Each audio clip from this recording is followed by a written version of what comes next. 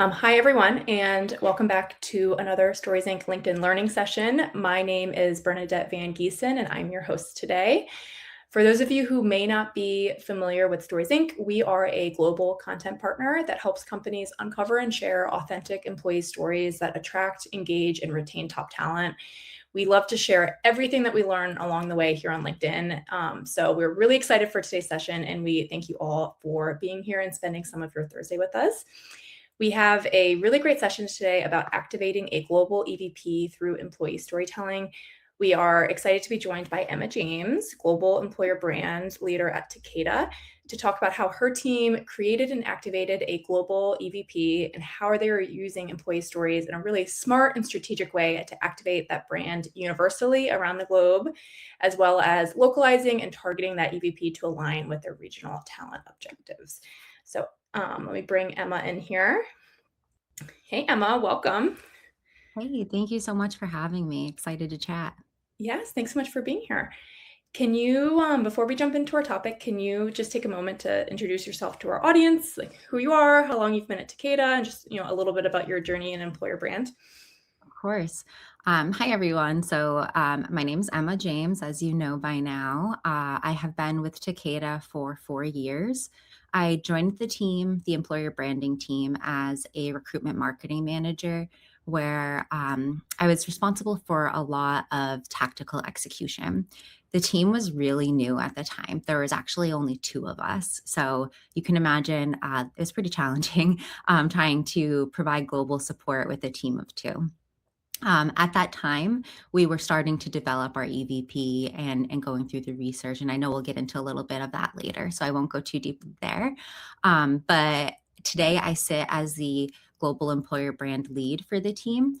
Our team has now expanded to 5, so we're still quite small, but we've expanded. So the expansion has made a huge difference in enabling us to activate at the global level and also at more local levels. So that's kind of the trajectory I've gone. I've stayed in employer brand from the start. I love the team. As I mentioned, it's relatively new. So we've been really lucky to be able to kind of build it from the ground up.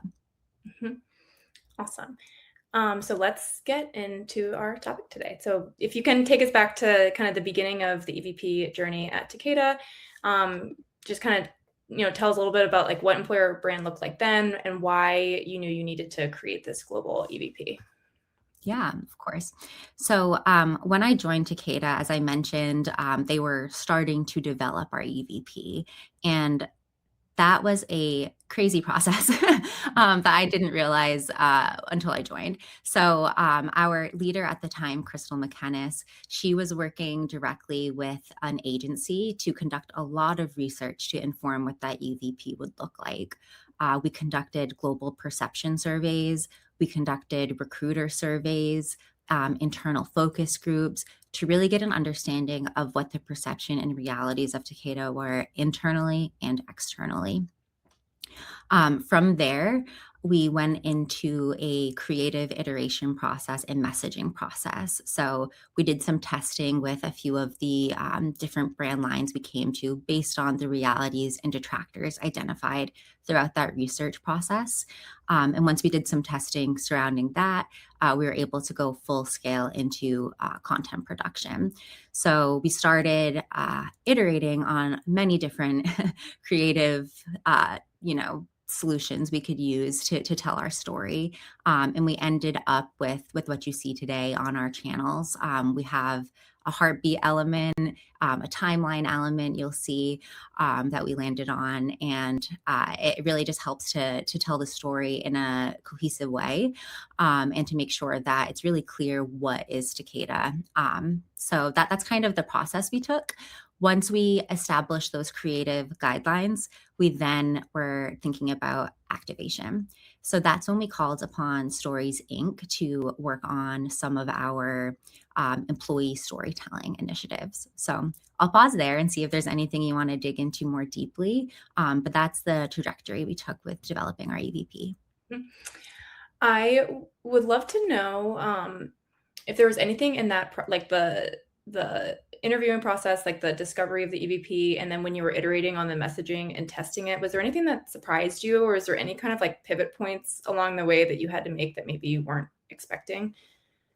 Yeah. So a couple things. So, being a global company, there's a lot of red tape to get through to do, surveys and focus groups in these different countries. So I didn't lead that portion of it, but I know it was a significant challenge to get through as far as like ethics and compliance and legal. So the process took a lot longer than we expected. So I think that's one major learning is we had a timeline in place, but the timeline did get extended, and that's okay. We wanted to get it right. We didn't want to rush it, and that meant getting perspectives from all of the key countries that we were in. The other thing that was surprising in a way was just some of the messaging that came out of it. One thing that really stood true was that our people feel connected by their values. And I think we see that a lot across different companies, whether pharma or otherwise. But just kind of seeing that in every single country, people were talking about our decision making model, how they feel connected, how they feel like their colleagues truly put patients first was really just as someone who is new to the business, right? Inspiring to see that whether you were a scientist in marketing and finance, you felt this deep connection. So I think it just goes to show the value of an EVP, especially when you're working with a lot of different talent segments that seemingly are different. There are still things that connect them because people are human first, right? They're not their role first. So those are the two big learnings I got out of the process. Mhm. I love that. Before we jump into kind of the activation piece and the storytelling piece, can you just like describe the EVP, like what's the EVP statement and what your brand pillars are? Yeah. So our EVP is focused on our heritage and how we are always forward looking. So Takeda has been around for over 240 years. We started as a market stall in Osaka, Japan. So our heritage is really important to us. But one thing we want to get across is that we are not, you know, delayed by our heritage. Our heritage is really what enables us to move forward. So, our brand line that we came to was "Make History, Change Futures," and we really love it. I think it represents the employee experience. Working here, you are going to change people's futures. You are going to be a part of our legacy. But it also speaks to you as like an individual, right? You're going to be able to make your own history here and touch parts of the business and touch patients' lives that you might not get to do otherwise in other types of specialty roles. So, Make History, Change Futures is the brand line. Our EVP pillars, we have four of them. Grounded in heritage, probably no big surprise based on what I was just saying. So again, just reinforcing how our heritage enables that forward momentum, which brings us to driven by pursuit. What does that forward momentum look like? How are we preparing for tomorrow and making Takeda last for another 240 years? Connected by values is another pillar that came through loud and clear. Again, probably not a surprise based on the anecdote I just shared about my major learning, but wherever people sit, they do feel that deep connection. Okay, so let's jump into EVP activation and the importance of storytelling in that process. So why, I mean, it might seem obvious, but why did your team, decide to take an employee storytelling approach to activating your EVP? So people believe people. There's probably a lot of studies I could quote for you, but we know that candidates, humans, tend to engage with content that comes from people who are like them. So when it came to activating our EVP, we wanted to, of course, show a leadership perspective, but also have some perspectives from people who are like me, who are like you, who are just kind of in the day to day and really understand what it's like to work here. So that's why we wanted it to be authentic. One thing that our team talks about a lot is actually unrecruiting people. So showing people really what it's like to work here so that when you walk through the door, you're not surprised by anything. And I think the best way to do that is by asking employees what their experience is like. I think that's a really good point, the unrecruiting. Can you give an example of maybe like something about Takeda that would maybe like unrecruit someone? Yeah, so we are a big company. We have around 50,000 employees. So with that, and like probably many other large companies, it can take a little longer for things to get done and for decisions to be made because there are, just layers you need to get through. Versus when you work for a smaller company, you may be used to moving a little bit more quickly. So that was a big learning for me. I came from a pretty small company before joining. So I had to slow down a little bit. So I think if you're really attached to short-term results, that could be a challenge. A lot of our projects are more long-term. Of course, we do some short-term things as well, but even this stories partnership, we filmed a year ago. We're still working through the activation today. So just kind of, that's one thing we like to share with people is, it's fine. We like to get things done too, but it is a very collaborative environment that requires buy-in. So if you're kind of independent focused, may not be the best fit, but yeah, that's one example. Yeah. Sorry, that was a little detour from our roadmap, but yeah, I think that's just like a really interesting concept. And like that's a place that's an aspect of your culture that is great for so many people, but then some people might not thrive in unfortunately. Definitely. Yeah. Hmm. Awesome. Okay, so back to the content. So our team, so Raising Takeda, we partnered. We did 2 photo and video days together in Boston, and then there was also the virtual element. I don't know if you kind of want to speak to that. That we also virtually interviewed folks to kind of bring that global perspective in. Can you talk a little bit more about just like the content we created, and then how your team is using that to activate your EVP? Yeah, definitely. So first of all, those 2 days were so much fun. I had just the best time with the Stories Inc. team and our team, just getting to be a part of that. So just want to say it was so much fun and also gave us a lot of great stuff to work with. So as you mentioned, we did 2 days of photo and video. We did 22 employee interviews in total. Most of those took place at our Cambridge, Massachusetts office, but we did do 6 virtual interviews. That way we could get more of a global perspective. We weren't in a position where we could go boots on the ground in these global locations, but we still wanted to make sure we included, these different areas, different uh, areas of the business too, and different geographies. So that was really a great, a great thing that Stories offered. You guys handled all of that, of course. You handled the scheduling and the actual interviews. We, as far as deliverables, we received a photo library and 8 different videos that we're using across our content ecosystem today. So the stories content that we gathered fuels pretty much all of our content today. I am responsible for our enterprise content strategy from an employer brand perspective. And as part of that content strategy, on a quarterly basis, we release a hero story. I'm All of gonna our I'm heroes. gonna share. I know you gathered a couple like Yeah, screenshots together, so I'm gonna yeah, yeah, share. sure. You can kind of like point to the specific things that you're talking about here. Okay, perfect. Okay, awesome. So this is an example of a hero story. It actually went live today, so the timing was very serendipitous. But we launch a hero story every quarter that relates back to one of our pillars. So the pillar that we're focusing on this quarter is heritage and how heritage fuels innovation. So we were able to take the transcripts from the stories interviews and just repurpose them into long form written content that would then fuel some other content streams. So this is that long form content that we published on our career site blog that talks about long term careers. Another big differentiator at Takeda is long tenure.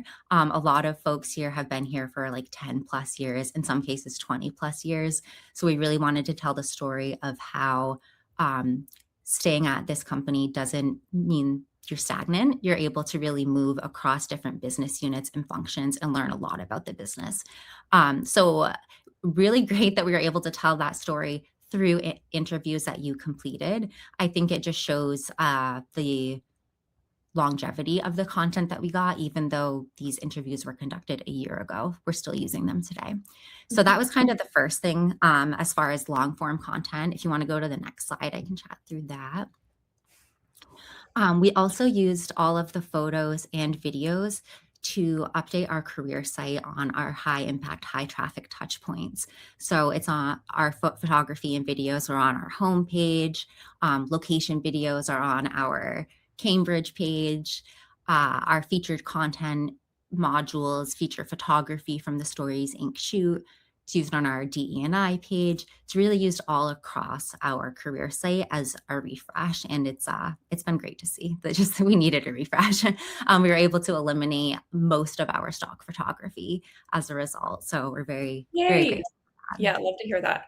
One thing I really love, and I just kind of want to point out, is I think your team did a really great job of kind of, choosing really smart ways to use the 8 videos that we created. So like you were activating your EVP, we had like an EVP overview video, we had pillar videos, but then you also use videos in more kind of like targeted, personalized kind of ways too, that I think met your team's needs really well. So like you can see the Takeda and Cambridge example down here. That's like that being a key hiring market for your team. We were able to use the interviews to create like a video specific to what it's like to work in Cambridge. So like that's great for that landing page there. And then I love the interviewing at Takeda too. That's a very strategic type of video, for that middle of funnel, bottom of funnel candidate.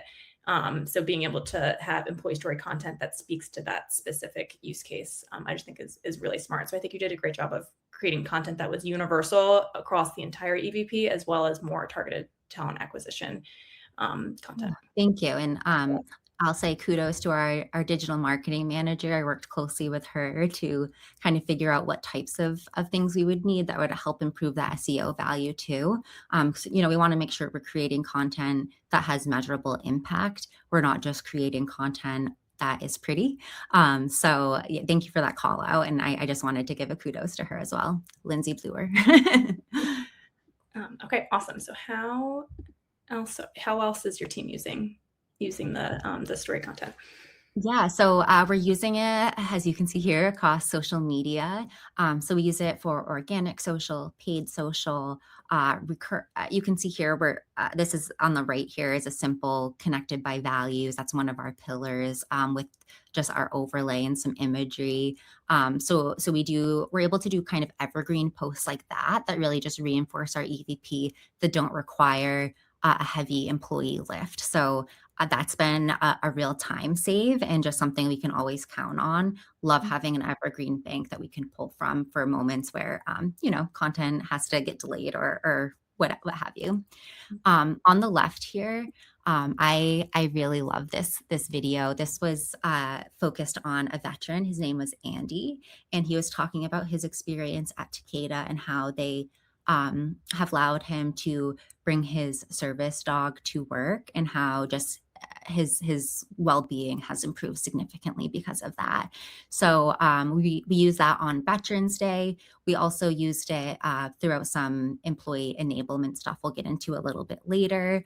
But I think, to what you were just talking about, we were really able to use these videos as kind of like high level, global EVP moments, but also think about those targeted messaging moments. So those are a couple examples. And then you kind of tease that there, but I know your team's also doing like recruiter and employee enablement.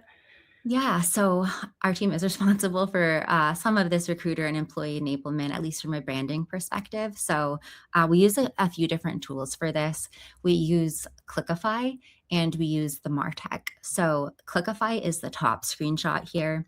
That is our recruiter enablement tool. So recruiters are able to log into this platform and use ready to use job ads or create their own for posting to social or creating flyers, whatever type of kind of collateral they may need. So we use the Stories Inc. photos in there. They're added to our photo library so folks can use them. We've also added some video assets there, as well as like the Andy Tate video, things like that we were just mentioning, so that recruiters have access to job assets, but also some of those storytelling assets so that they have kind of a well-rounded approach to their share strategy. The MarTech is the platform we use for a lot of our employee interviewing. So really cool platform. We're able to actually upload all of the transcripts you've provided to us to this platform and use it to create content, repurpose content. There's a lot you can do with it. But on the left here, you can see this is a landing page we developed with the MarTech that is specific to our Takeda resource group called Strive, which is dedicated to supporting our veterans. And this is just a page that recruiters can use when they are engaging with veteran talent. So we had this page existed before, but we used Andy's video to update it so that there is some fresh content in there. So then on the bottom here, this is an example of an employee advocacy post shared through the MarTech. The MarTech allows us to create content. It's also a distribution. So we use the MarTech for broad employee advocacy, and we use Clickify for recruiter advocacy. And we've included stories, assets in both of those places. Yeah, no, just love seeing storytelling just like across your entire strategy. It's really smart. And I see one comment, Lindsay, thank you for this shout out here in the comments, but just like that you can use like all the transcripts, all the photos, like all the videos, and you really can use them in so many ways throughout your entire strategy and connecting the two together, like using quotes with photos and things like that. So I just love to see how far that your team's been able to stretch it. Okay, and then we have a couple. I do want to hear a little bit more about your how your team's measuring success. So we can just show maybe real quick that your team's also doing a paid ad strategy. See, we have single image ads as well as carousel ads. Is there anything quickly you want to say about these, Emma? Because I know we also want to talk a little bit about like, global and local. Just quickly, these are obviously in English, but we are also translating these to different languages where it'll have the highest impact. So again, just a great way that we're able to lift and shift pretty easily. Awesome. Great. Yeah, just love being able to show those visuals. Okay, so our last couple minutes here, and I do want to leave like 2 minutes for questions at the end. If anyone has any questions, feel free to put it in the comments.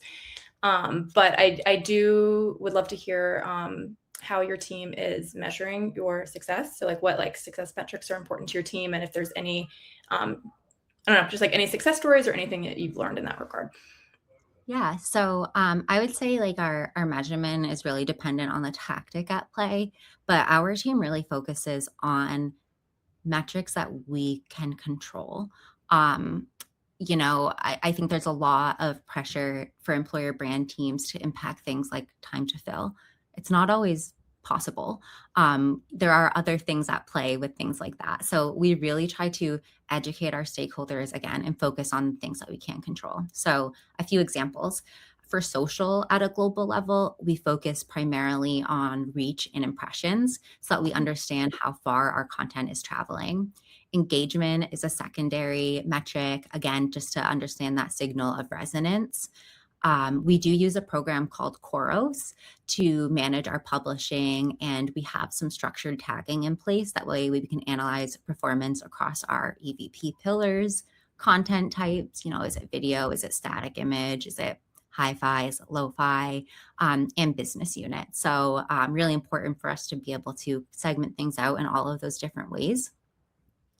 For paid media, again, depends on the campaign, but generally our goal is driving qualified traffic to the career site. So we'll focus on clicks and traffic quality there.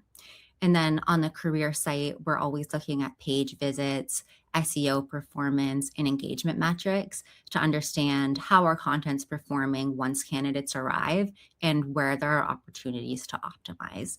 We'll look at, where they're dropping, at what point in their journey are they dropping from the career site, and how can we make them stay longer or just make them take the action that we would like them to take.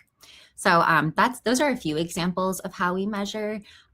We really, really try to tie everything we do back to metrics, again, that we can impact.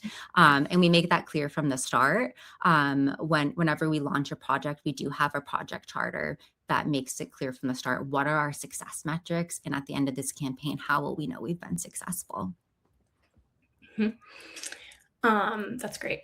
And then our last kind of topic today, and we probably could spend like a whole session on this last kind of topic, but just talking about how you're organizing your content strategy and thinking about it from a global and local perspective. I know your team is the central brand team, and then you have a lot of like local business partners. So can you talk a little bit about just like how you approach your content strategy from, you have those hero stories and then just like what some of that collaboration can look like? Yeah. So, first, I'll say I've been in this role for 6 months, so it's been a learning process for sure. But I'm very happy to share where I've landed so far. So, kind of my role is to set that global foundation that our brand partners can then, you know, follow as a guideline. So we don't want to hinder them from moving quickly, but we also want to make sure we're, saying the same message, accomplishing the same goals, etc. So, we have what we call a content ladder, and there's four kind of prongs to our content ladder. The top of that is our EVP pillar, which will serve as our strategic foundation. So we're currently in our grounded in heritage EVP pillar. So I'll keep talking about that one. The second thing is our campaign theme. So, what is the quarterly narrative you're actually trying to get across? So, while our EVP pillar is grounded in heritage, what we're trying to get across is that our heritage enables our innovation. So a little different there, but just kind of focuses the content a little bit more. From there, we identify what are the topics that will help tell this story, both editorial and technical. And then from there, we identify the actual assets, whether it's a blog, a video, a social asset, a paid campaign, etc. In order to understand the content topics and assets and all of that, we have quarterly strategy sessions where it's myself, our business partner. It's our main team. So myself and my two business partners, and then our enterprise team. And it's a conversation really where we look at what worked in the past, but also what's coming. So even though we know, the pillars should be grounded in heritage, tell me what's going on with your business unit. And then from there, I kind of take the different themes I hear from these different business units and bring them together into an enterprise plan so that we can tell a holistic story versus kind of segmented stories. So that's where I come in. And then where the business partners come in is they're able to tell those really localized and specific stories for those niche talent segments. So I think we do a really good job of kind of splitting top of funnel versus mid bottom funnel between myself and the business partners to make sure that we're not duplicating efforts and also just getting the most out of the content we're creating. Mm-hmm. Awesome. No, that sounds really smart and very, very collaborative, as you spoke to earlier, in terms of Takeda's culture. Okay, so we have 1 minute left. We ran like a tiny bit long here. One question that we got here, Emma, is: was there anything you were surprised about in regards to this process of content development? Surprised about? I think just how long things take, especially when you have so many stakeholders involved. For our stories project in particular, we interviewed, I think we said 22 folks. So those are 22 different individuals that may have different HR business partners that all have different managers. So there's a lot of just kind of back end work that goes into it that I guess I didn't realize going into the project. And I think it's a lot of just upfront strategy work to make sure that you're able to use your content seamlessly in the future. So even though it took a lot of time to kind of get through our approvals and figure all of that out, we're now in a place where we can just take the content and run with it. So that's what surprised me and was my biggest learning. But also I think the thing I took with me from this is that spending time on the upfront strategy will just enable your long-term success. Mm-hmm. And I know someone else had asked about, timeline, that from once like the client, in this case, Emma, kind of gets their ducks in a row in terms of like their internal decision making. Typically we can plan an interview day in like 3 to 5 weeks is typically the timeline there. It can vary based on client. And then from that interview day, you're starting to see photo libraries and videos within like you'll see a first draft within 3 to 4 weeks, and then you'll receive photo libraries in that same timeline. And then rounds of edits can vary, but I would say it's usually like 2 to 4 rounds of edits, but that can vary just based on the particular project. So I know we got one question about that. But yeah, I know depending on the organization, getting that internal ducks in a row can sometimes vary. Yeah, definitely. And I think like another thing is like the timing, right? Like we were ready to launch with some things, but maybe it just didn't make sense internally to launch at that time. So that's the other piece is stories. You guys are great at the timeline. I think it's very client dependent. So Awesome. Well, we are at time here.